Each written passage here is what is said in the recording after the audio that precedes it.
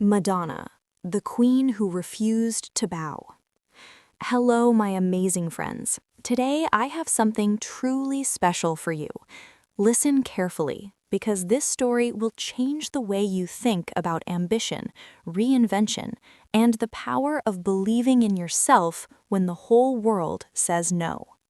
She is the queen of pop, the most successful female artist in music history, the woman who sold over 300 million records worldwide and changed the rules of what a woman could be, could say, could do in the music industry.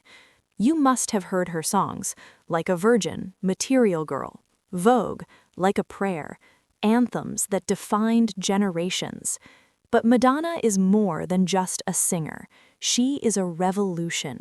She challenged religion, sexuality, gender roles, and every single rule society tried to force upon women. She was called a slut, a blasphemer, a bad influence.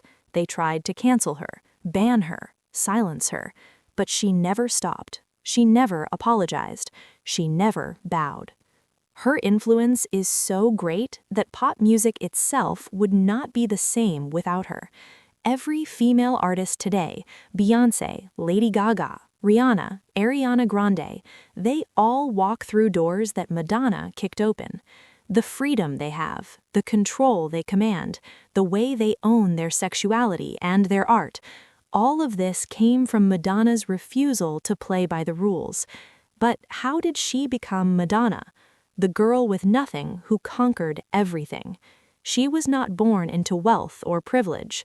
She grew up in a large Catholic family in Michigan. She had no connections, no safety net, no plan B.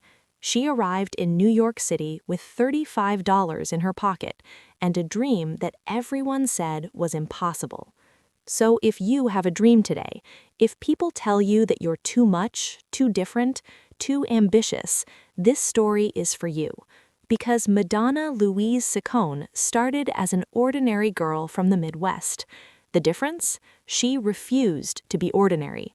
This is a story of hunger, transformation, and unstoppable courage. So sit back, listen carefully, and enjoy. This will not only inspire you, but show you that the world belongs to those brave enough to take it. The beginning. A girl who refused to disappear. It was August 16, 1958, in Bay City, Michigan. A baby girl was born to Silvio Tony Ciccone and Madonna Louise 14. They named her Madonna Louise Ciccone, after her mother. The house was small, the family was Catholic, and life was simple. But nothing about this girl would ever be simple.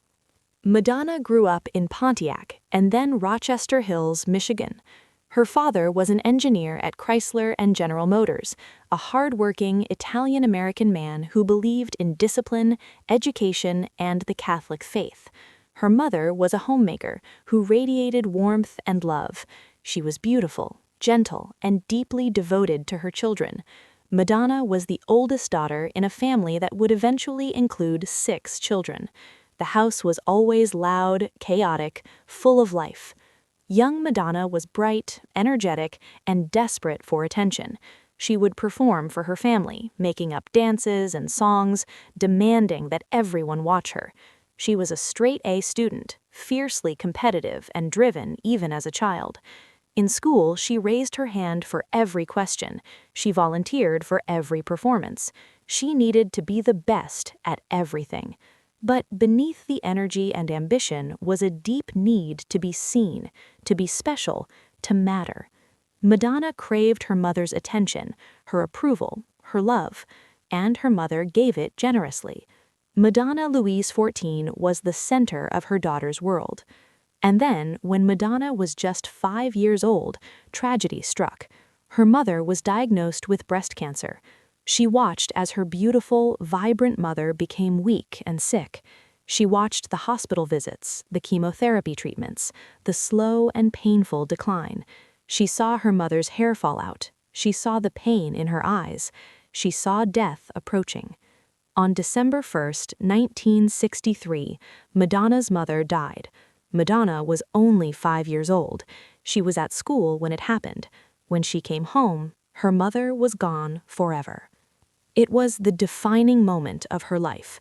In interviews decades later, Madonna would say, "I knew I could be either a victim of my circumstances or rise above them. I chose to rise." But the truth was more complicated.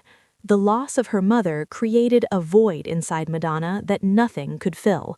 She became desperate to stand out, to be noticed, to prove that she existed and mattered. She threw herself into everything: school, dance, performance. She needed to be the best. She needed to be seen. Because if she wasn't special, if she wasn't exceptional, then maybe she would disappear just like her mother did. 18 months after her mother's death, Madonna's father remarried. The woman's name was Joan Gustafsson. She was the family's housekeeper, and she quickly became the new mother to the Ciccone children. Joan was kind and tried her best, but Madonna resented her deeply. She felt like Joan was trying to replace her mother, trying to erase her memory. The house became tense. Madonna became rebellious. As a teenager, Madonna was a contradiction.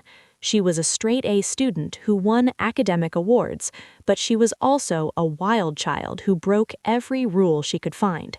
She studied classical piano and ballet, practicing for hours with intense discipline. But she also smoked cigarettes, dated boys, wore provocative clothing, and pushed every boundary she could find. Her Catholic school teachers didn't know what to do with her. She was talented but dangerous, brilliant but uncontrollable, devout but defiant. At 15, Madonna began serious ballet training with Christopher Flynn, a gay ballet teacher who became her mentor and father figure. Flynn taught at the local dance academy, and he saw something special in Madonna immediately. He saw her hunger. He saw her fire. He saw a girl who danced like her life depended on it. Flynn became the first person to truly understand Madonna.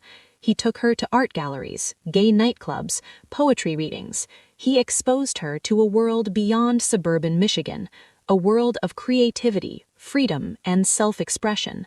And he told her something that would change her life forever. You're special. You're too talented for this place. You don't belong here. You need to go to New York. Those words planted a seed. New York, the city of dreams, the city where stars are born, the city where ordinary girls become legends. Madonna graduated high school early with honors and won a dance scholarship to the University of Michigan. She studied with the legendary dance teacher Christopher Flynn and thrived in the program. She was one of the best dancers, one of the most dedicated students. She seemed destined for success in the dance world, maybe as a dancer with a major company, maybe as a choreographer, maybe as a teacher. But Madonna was restless. She was impatient. She wanted more than a dance career in Michigan. She wanted fame. She wanted fortune. She wanted the world to know her name. In 1977, at just 19 years old, Madonna made the most terrifying and courageous decision of her life. She dropped out of college in the middle of her sophomore year, left Michigan, and bought a one-way ticket to New York City. She had $35 in her pocket, no place to stay, no connections, no job lined up, no backup plan. Everyone thought she was crazy. Her father was furious and begged her to stay. Her teachers told her she was throwing away a full scholarship and a promising future. Her friends said she would fail and come crawling back within a month. But Madonna didn't care what anyone thought. She had made up her mind. She arrived in Times Square in the middle of July 1977. The city was hot, dirty, dangerous. Crime was everywhere. Drugs, prostitution, violence. This was New York in the late 1970s, before it became sanitized and safe. This was the New York of taxi strikes, blackouts, and financial collapse. Madonna took a taxi from the airport. When the driver asked where she wanted to go, she said, "Take me to the center of everything." He dropped her in Times Square. She stood there, 19 years old, alone, with nothing but a suitcase and a dream burning in her chest. Homeless people shuffled past, prostitutes called out to potential customers. The smell of garbage and urine filled the air. And Madonna smiled, because she was exactly where she needed to be. The struggle, hunger, humiliation, and hustle. Life in New York was brutal. Madonna had no money and no connections. She stayed in run-down apartments in the Lower East Side, sometimes sleeping on rooftops in the summer because she couldn't afford air conditioning. She shared tiny rooms with multiple roommates. She ate out of dumpsters when money ran out. She posed nude for art classes at NYU to make $10 or $15. She performed in underground clubs, barely making enough for rent and food. She dated musicians, producers, DJs, anyone who could help her get closer to her dream. Some people called her a user, some said she was manipulative, some said she slept her way to connections. But Madonna didn't care what people said. She was focused on one thing: survival. And survival meant doing whatever it took. In 1979, after 2 years of struggling, Madonna joined a band called the Breakfast Club. She started as a backup dancer and singer, but she quickly became frustrated. The lead singer was getting all the attention. Madonna wanted to be the star, not the supporting act. So she left and formed her own band with her boyfriend at the time, musician Steve Bray. Madonna and Steve started writing songs together in his tiny apartment. She was learning about music production, songwriting, and the business side of the industry. She was teaching herself to play guitar and drums. She was absorbing everything like a sponge. But she was still unknown, still broke, still struggling to make rent every month. Then, in 1982, something shifted. Madonna made a demo tape of a song she wrote called Everybody. It was a dance track with a funky beat and her distinctive voice. She took that tape to every nightclub in New York, convincing DJs to play it. She would show up at clubs like Danceteria, the Roxy, and Paradise Garage, promoting herself, handing out flyers, networking with anyone who would listen. She would dance in the clubs when her song played, making sure everyone saw her. She was creating buzz, building a following, making herself impossible to ignore. One night, DJ Mark Kamens played Everybody at Danceteria, one of the hottest clubs in Manhattan. The crowd went wild. The energy was electric. People were asking who the singer was. Mark Kamens saw the potential immediately. He introduced Madonna to Chris Blackwell at Island Records and then to Seymour Stein at Sire Records. Seymour Stein was so impressed that he signed Madonna to a record deal while literally in a hospital bed recovering from a heart procedure.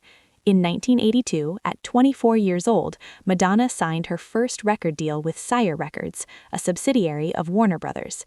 The advance was small, maybe $5,000. The contract wasn't great by industry standards, but it was a chance, and Madonna never wasted a chance. The breakthrough. A Star is Born. In July 1983, Madonna released her first single, Holiday. It was an instant club hit. The song climbed to number 16 on the Billboard Hot 100. Then came Borderline and Lucky Star. Both songs cracked the top 10. MTV started playing her videos in heavy rotation.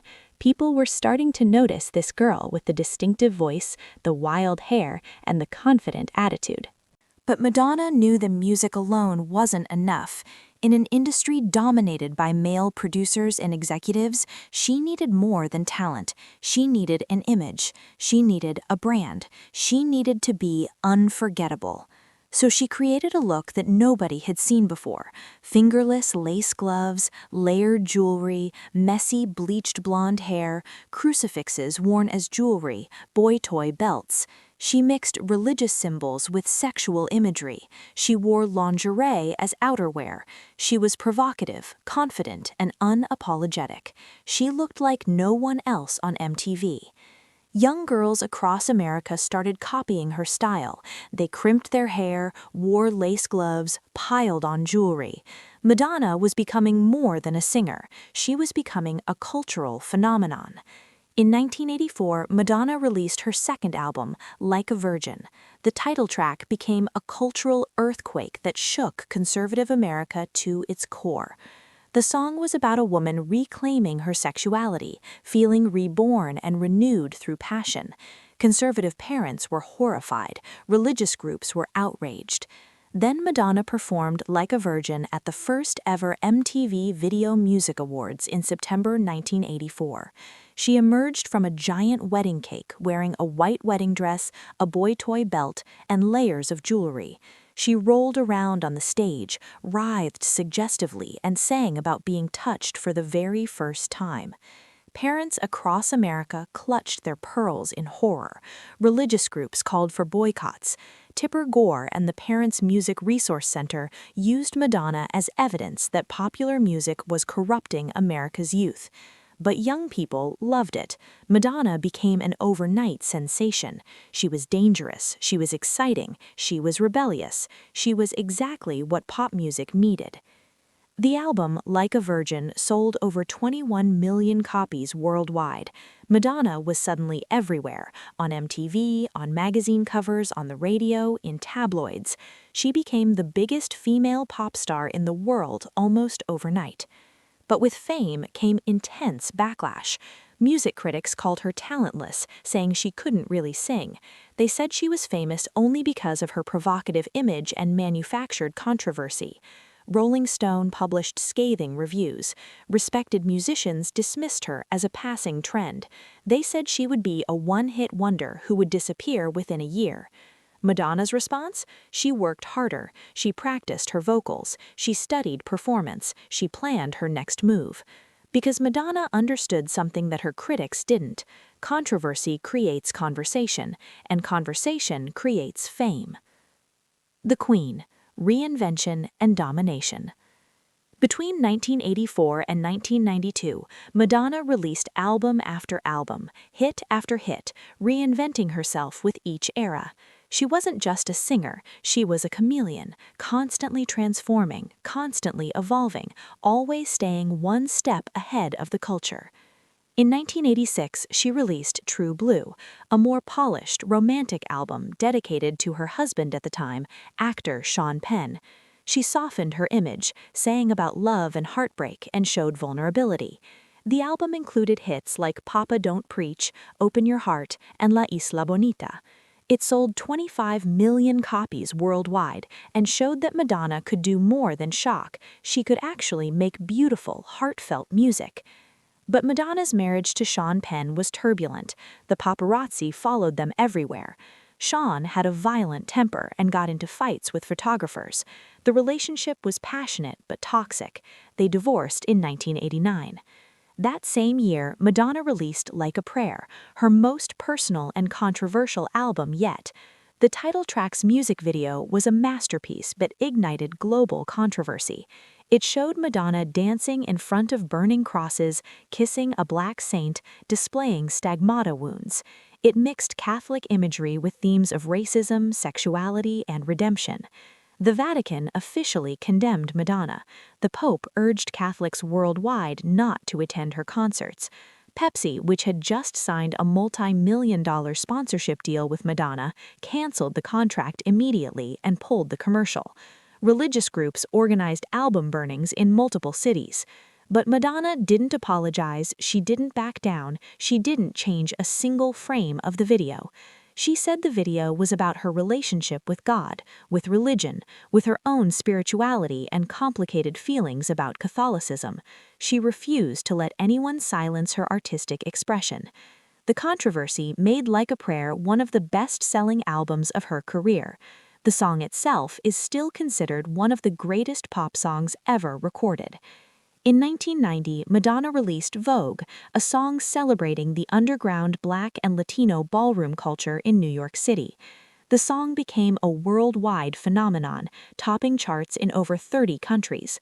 The music video, shot in black and white, inspired by Hollywood glamour and the photography of Horst Horst, became one of the most iconic and imitated videos of all time. Vogue brought underground LGBTQ culture into the mainstream. It celebrated a community that was being devastated by the AIDS crisis. It gave voice and visibility to people who had been marginalized and ignored.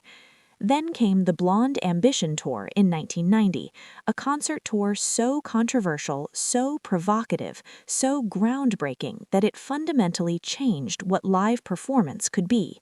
Madonna wore cone bras designed by Jean-Paul Gaultier. She simulated masturbation on stage during Like a Virgin. She addressed sexuality, religion, gender, and AIDS with zero apologies. The show was part concert, part theatrical production, part cultural revolution. The Pope condemned the tour and urged Catholics not to attend. Politicians in several cities tried to ban the performances. Toronto police threatened to arrest Madonna for public indecency. The city of Rome tried to prevent her from performing at all. But millions of fans showed up in every city, screaming, singing, crying, worshiping at the altar of Madonna. The tour grossed over $60 million and set a new standard for pop concerts. By 1991, Madonna was the biggest star on the planet, but she wasn't satisfied. She wanted to push even further. The provocateur: sex, controversy, and courage. In October 1992, Madonna did something that shocked even her most devoted fans. She released a book simply titled Sex, a coffee table book filled with explicit photographs of Madonna and other models in sexual scenarios. The book was shot by fashion photographer Stephen Meisel. It was wrapped in aluminum covers, sealed with a warning label, and sold for $49.95. The book featured Madonna hitchhiking nude in bondage scenarios with other women, with multiple partners in an S&M club. It explored every aspect of sexuality: heterosexual, homosexual, bisexual, BDSM.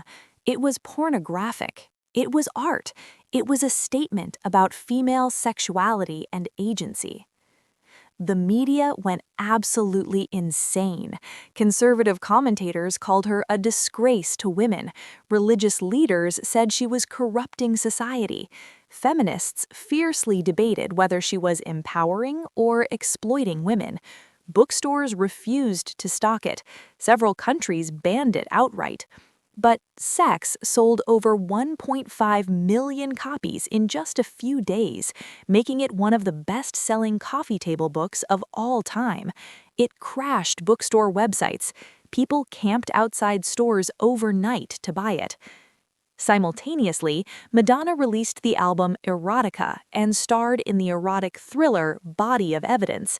She was pushing sex, desire, and female agency into the mainstream in a way that terrified the establishment.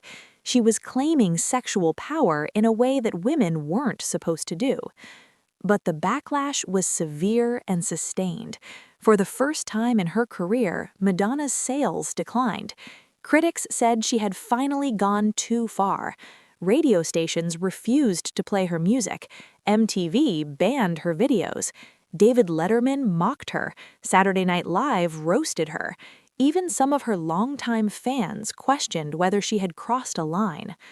The sex era damaged Madonna's career in ways that would last for years. She later admitted that this period was emotionally brutal.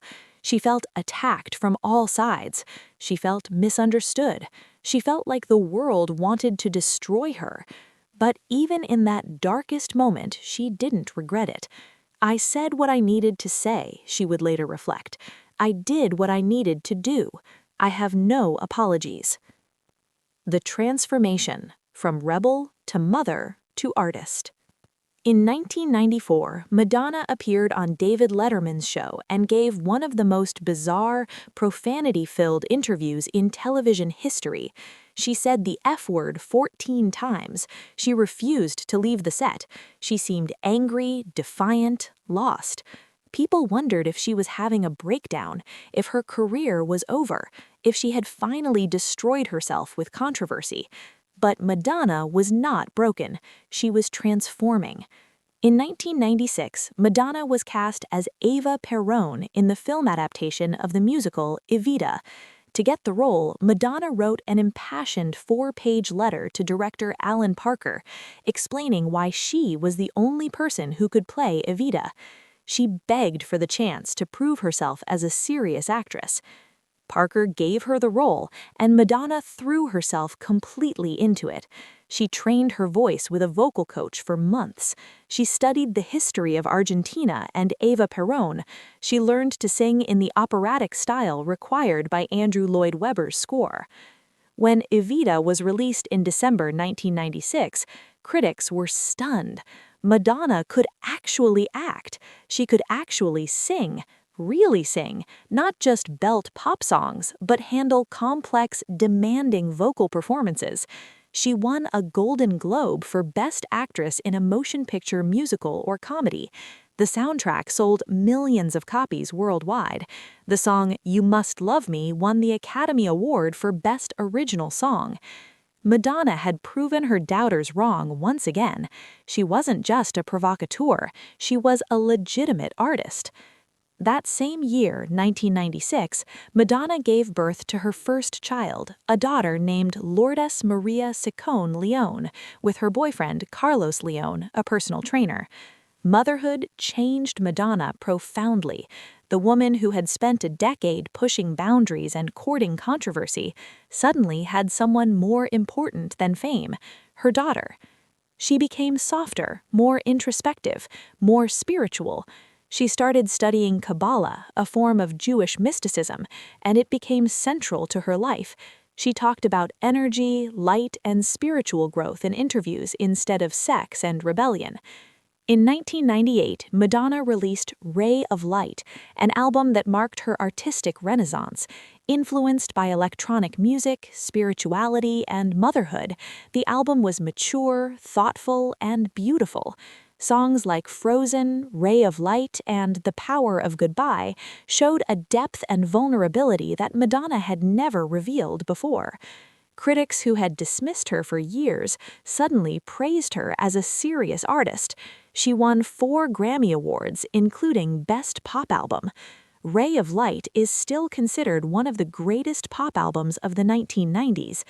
Madonna had reinvented herself once again, from provocateur to artist, from rebel to mother, from controversy to credibility. She had proven that she could evolve, that she could mature, that she could create meaningful art. In 2000, she married British film director Guy Ritchie in a castle in Scotland. That same year, she gave birth to their son, Rocco. She moved to London, embraced British culture and motherhood, and seemed to have found peace and stability. But peace was not Madonna's natural state. She was already planning her next transformation. The icon, legacy, longevity, and relentless reinvention. From 2000 to 2020, Madonna continued to dominate pop culture.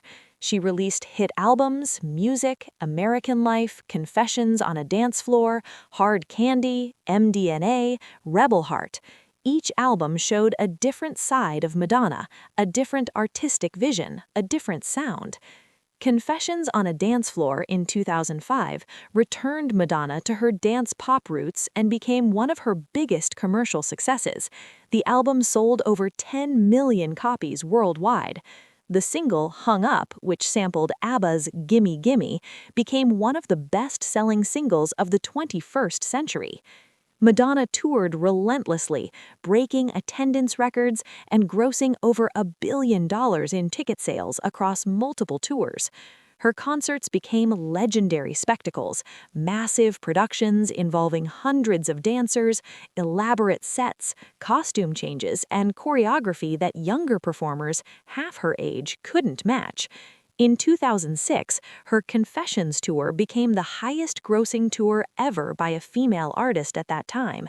In 2008, her Sticky and Sweet tour broke that record.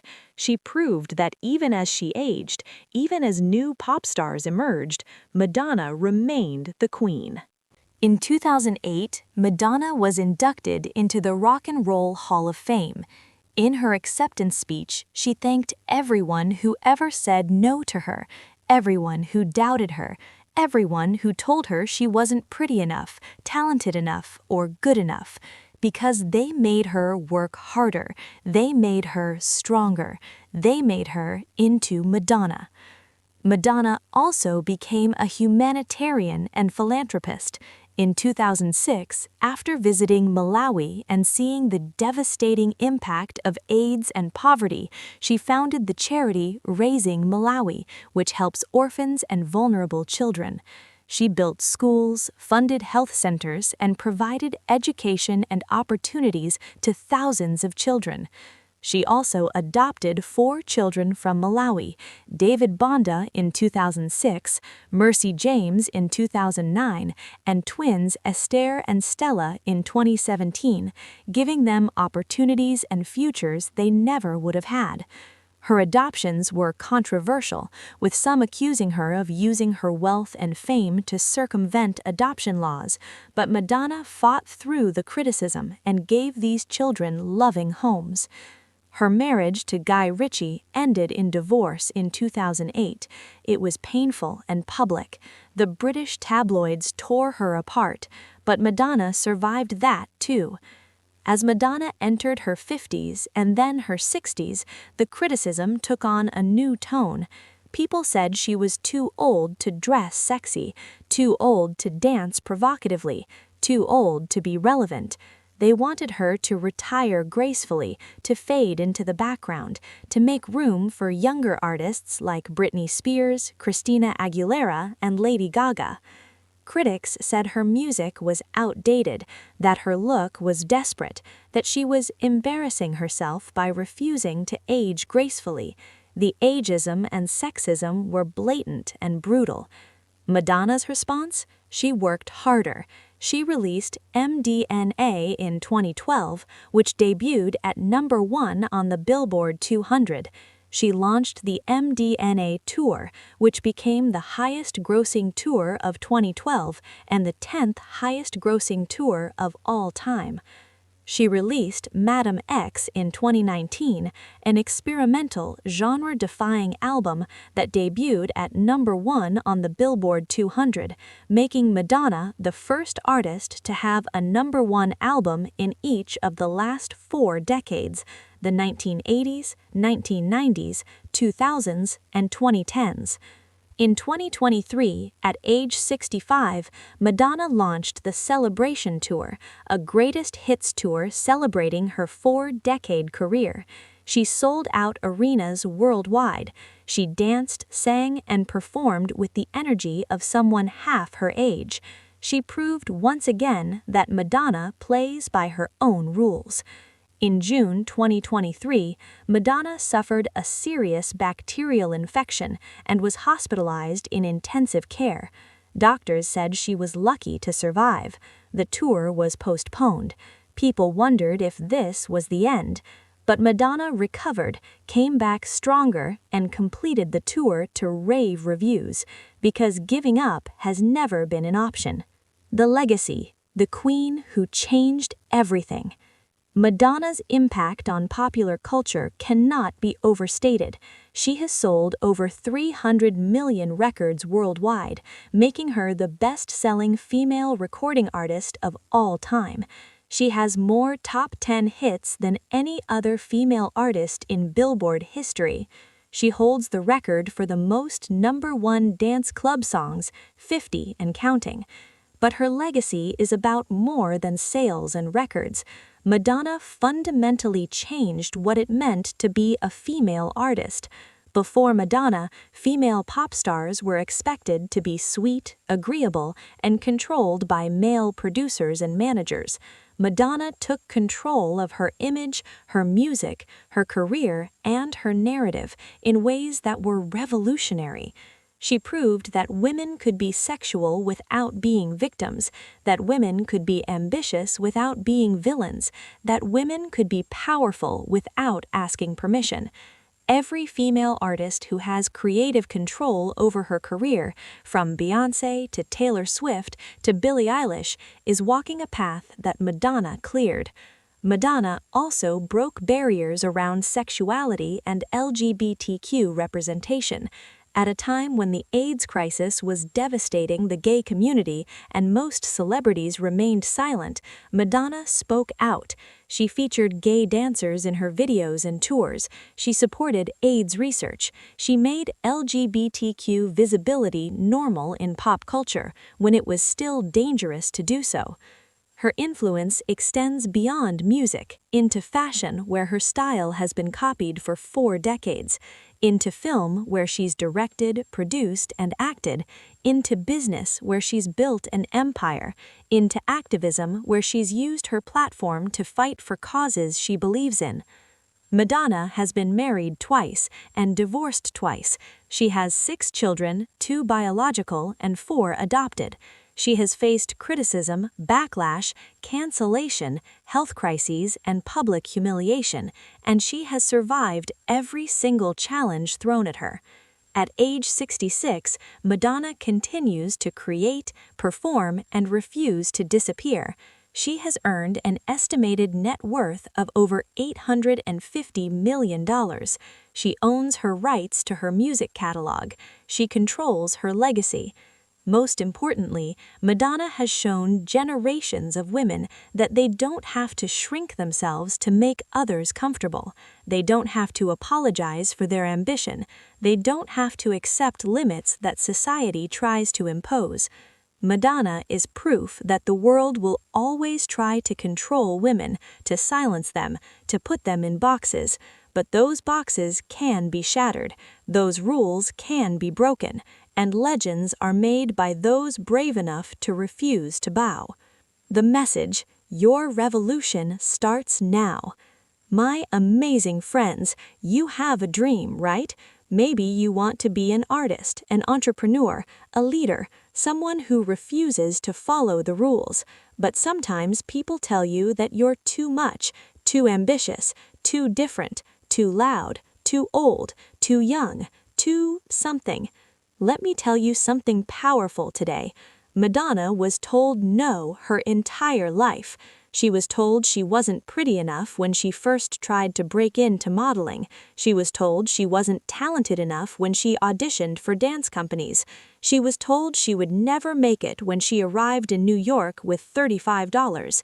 The industry tried to control her, silence her, mold her into something safe and acceptable. They wanted her to be a good girl, a nice girl, a girl who followed the rules. But Madonna refused. She decided that she would define herself. She would create her own rules. She would be unapologetically herself, no matter the cost, no matter the criticism, no matter how many people told her she was wrong. And yes, she paid a price. She was attacked by the media, condemned by religious leaders, dismissed by critics. She lost endorsement deals, she faced boycotts, she was called every name imaginable. But she also became the queen of pop. She became the most successful female recording artist in history. She became an icon whose influence will last for generations. You don't need permission to be great. You don't need approval to chase your dreams. What you need is courage. What you need is the audacity to believe that you deserve everything you're reaching for. What you need is the willingness to work harder than anyone else and to never, ever give up. Madonna is proof that the world will try to put you in a box based on your gender, your age, your background, your appearance, but you can break that box. You can rewrite the rules. You can become exactly who you were meant to be. So, my friends, never apologize for your ambition. Never apologize for wanting more. Never apologize for refusing to accept limits. Start today, work relentlessly, ignore the critics who will always exist. Reinvent yourself as many times as necessary, and one day, like Madonna, you will look back and realize that the impossible was always possible. The world needs your courage. The world needs your vision. The world needs you to refuse to disappear. Now, if this story inspired you, if you felt the power of this message, like this video so I know it reached your heart. Comment below and tell me, what's the dream you're afraid to chase? What's the box that society has tried to put you in?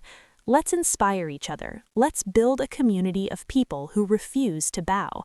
Subscribe and hit the bell icon because we are on a journey together, a journey of learning, growing, and becoming unstoppable. Your future is waiting for you. Your revolution starts now.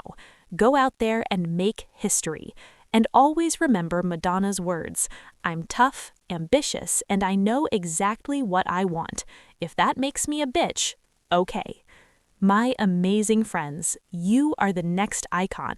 The world needs your fire. The world needs your refusal to be ordinary. See you in the next video. Stay inspired, stay unstoppable, and never, ever let them dim your light. Because just like Madonna proved, the girl with $35 can become the queen with everything. Now go. Your crown is waiting.